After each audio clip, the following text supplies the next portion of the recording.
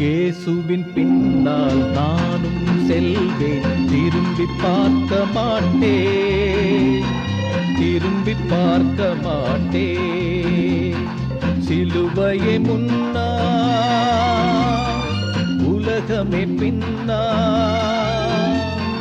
இயேசு சிந்திய குருதியினாலே விடுதலை அடைந்தேனே.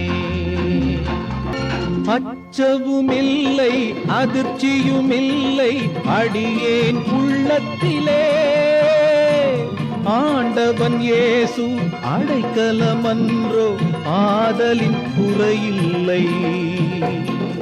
ஆண்டவன் முன்னா, அகிலமே பின்னா,